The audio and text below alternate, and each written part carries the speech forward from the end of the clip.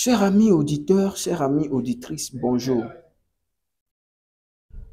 Avant toute chose, j'aimerais vous souhaiter une heureuse année 2025.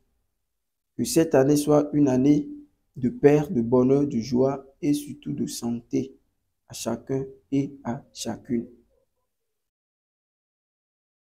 Aujourd'hui, j'aimerais entretenir avec vous sur un sujet très important intitulé Comment réussir l'année 2025. Comment réussir l'année 2025. Mais avant toute chose, je vous invite à vous abonner afin de ne rien manquer et également à rester connecté à cette vidéo jusqu'à la fin. Comment réussir l'année 2025? Nous avons tous traversé l'année 2024. Chacun à la fin a pu faire le bilan pour voir ce qui a marché, ce qui n'a pas marché. En cette période de festivité, c'est également un moment pour que chacun puisse penser à quoi mettre en place pour réussir l'année 2025 qui vient de commencer. La parole de Dieu dit dans Proverbe 29, verset 18, « Quand il n'y a pas de révélation, le peuple est sans frein. » En d'autres termes, quand il n'y a pas de vision, le peuple est abandonné, le peuple est errant. Ce qui voudra dire que pour réussir et pour aller de loin, il faut certaines étapes, il faut certaines choses, il faut que certaines choses soient mises en place. Il faut une vision. Et c'est pourquoi il nous faut certaines étapes, il nous faut certains points clés pour pouvoir réussir l'année 2025. Comme le dire, si tu ne sais où tu vas, tu finiras ailleurs. Quelqu'un qui ne sait où il va finira ailleurs. Cette citation rejoint en quelque sorte le verset biblique que nous venons de lire. Un peuple sans révélation, un peuple sans vision, un peuple sans frein, un peuple abandonné, un peuple errant.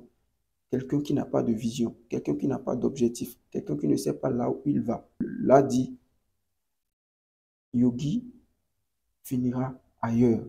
Il sera drainé par la foule, il serait dérouté par les vents, les tempêtes, alors que s'il avait une vision, s'il avait un plan, s'il avait un objectif, cela aurait lui édicté la voie, le chemin à emprunter. Revenons maintenant à notre sujet. Comment pouvons-nous alors réussir notre année 2025? La première des choses à faire, c'est de se fixer des objectifs clairs et précis. Des objectifs clairs et précis. Dahl dit ceci. Une heure de planification peut t'épargner de 10 heures d'exécution. Quelqu'un qui prend une heure pour planifier son voyage, pour planifier ce qu'il veut faire, ira tout droit au but. Mais quelqu'un qui laisse la planification et qui se lance va perdre beaucoup de temps dans l'exécution que quelqu'un qui a pris quelques heures pour planifier ce qu'il veut faire. Fixer des objectifs. Cela peut paraître impossible. Beaucoup peuvent se demander, mais comment on peut fixer des objectifs sur 52 semaines, sur 365 ou 366 jours? Mais cela n'en demeure moins de fixer des grandes lignes, de fixer des grandes lignes de ce que nous voulons réaliser dans l'année 2025. N'oublions pas, ceux qui arrivent à tirer leur épingle du jeu au cours d'une année civile, ceux qui arrivent à réussir quelque chose, un projet, ceux qui arrivent à concrétiser quelque chose au cours d'une année ne sont pas des génies, mais ce sont des gens qui ont pris le temps pour planifier, pour donner, pour dire voilà ce que je veux réaliser cette année, voilà ce que je veux concrétiser, voilà ce que je dois poursuivre et accomplir dans cette année. Et là, ça les permet même à la fin de l'année de voir s'ils ont pu arriver à réussir l'année en fonction de ce qu'ils avaient fixé au début de l'année. C'est en fonction de ça qu'on fait le bilan pour voir est-ce qu'on a pu arriver à concrétiser quelque chose. Mais quelqu'un qui n'a rien planifié, quelqu'un qui n'a rien ordonné au départ, ne peut faire aucun bilan à la fin de l'année. Parce que sur la base de quoi tu veux faire le bilan? Il faut avoir d'abord un plan d'action au départ et maintenant à la fin voir est-ce que la mise en place maintenant de ce plan d'action t'a pu aider à maintenant réaliser ce que tu veux réaliser. Donc, fixer des objectifs clairs et précis est très, très capital pour la réussite d'une année qui vient de commencer. Nous devons, et chacun doit définir ce qu'il veut accomplir durant l'année. Après avoir fixé ses objectifs, chacun doit maintenant planifier et organiser son temps. C'est là où beaucoup perdent également la pédale. Parce que ça ne suffit simplement pas de fixer des objectifs, mais également de planifier son temps. Votre temps quotidien est important pour réussir votre objectif que vous avez fixé. Parce que si vous avez fixé d'objectifs et que vous ne planifiez pas et que vous ne vous organisez pas, vous n'organisez pas votre temps, la concrétisation de vos objectifs peut vous paraître impossible. Parce que si d'autres choses vous occupent, alors que ces choses ne sont pas des choses très importantes, et ces choses ne sont pas des choses qui font partie de vos objectifs fixés, vous finirez à la fin par s'en rendre compte que vous n'avez rien fait en réalité de tout ce que vous avez fixé au départ. C'est pourquoi c'est important, après la fixation des objectifs, d'organiser votre temps et de planifier. Cela fait 2 points capitaux pour réussir son année. Planifier et organiser son temps n'est rien d'autre que d'avoir un agenda journalier. Vous devez avoir un agenda journalier.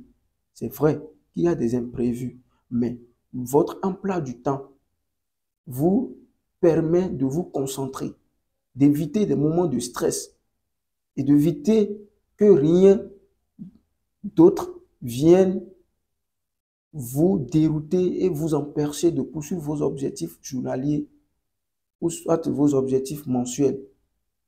Vous devez planifier votre temps dans la journée, votre temps dans la semaine, votre temps dans le mois. Qu'est-ce que vous voulez faire dans ce mois? Même en étant salarié, vous devez planifier votre temps. Sinon, vous finirez par servir les autres et en réalité ne pas vous servir vous-même. Alors qu'on peut servir les autres et en même temps réaliser ce que nous avons fixé nous-mêmes.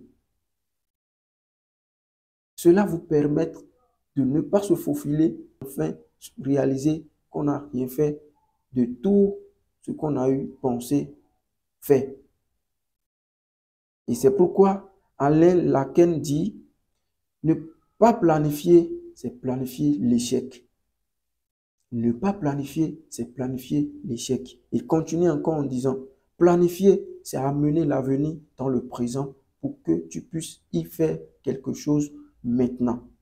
Quelqu'un qui planifie sa journée, c'est vrai, il ne sait pas ce qui va se passer dans les heures à suivre, mais ça c'est une manière de ramener l'avenir au présent afin de pouvoir faire quelque chose, comme l'a souligné Alain Lacan. Après avoir planifié son temps, il faut maintenant travailler sa santé, parce que c'est très très important.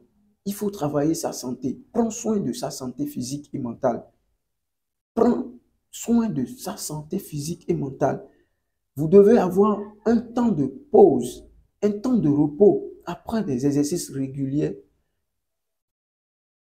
Après des exercices réguliers, vous devez prendre du temps de pause pour vous reposer, reposer votre esprit, reposer votre corps, pour permettre à votre corps de répondre favorablement lorsque vous aurez besoin de lui.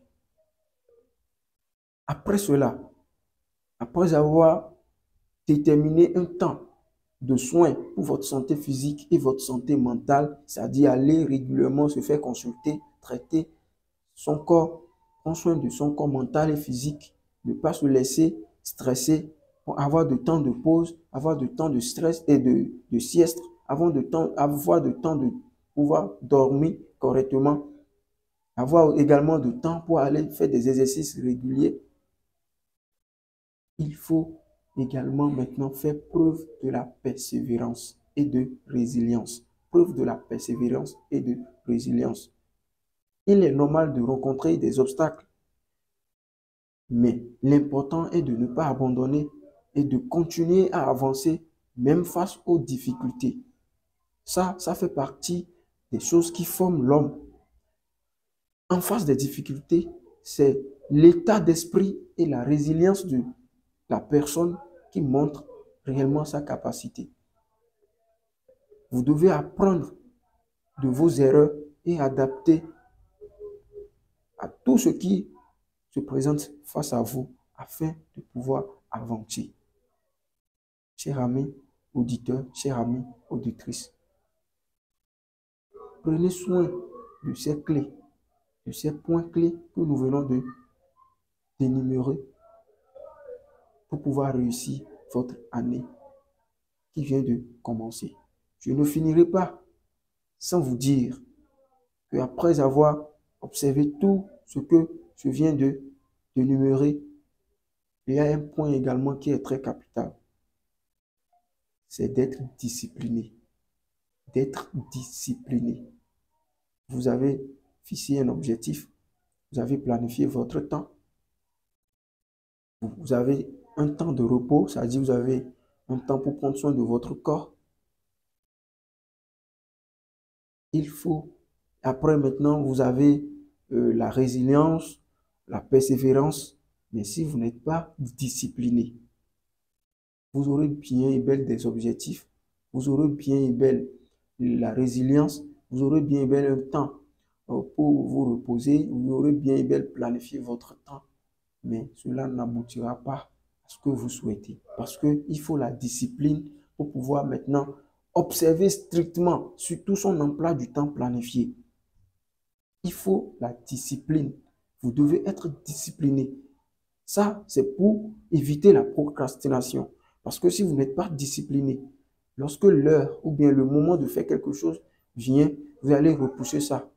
Alors qu'en repoussant, on finit toujours par ne pas faire ce qui est censé être fait. Chers amis, auditeurs, auditrices, ces points sont des points capitaux et strictement liés à la réussite de chacun et de chacune pour cette année 2025 qui vient de commencer. N'oubliez pas, quelqu'un qui ne planifie pas planifie son échec. Quelqu'un qui ne planifie pas planifie son échec. Si tu ne sais où tu vas, tu finiras ailleurs.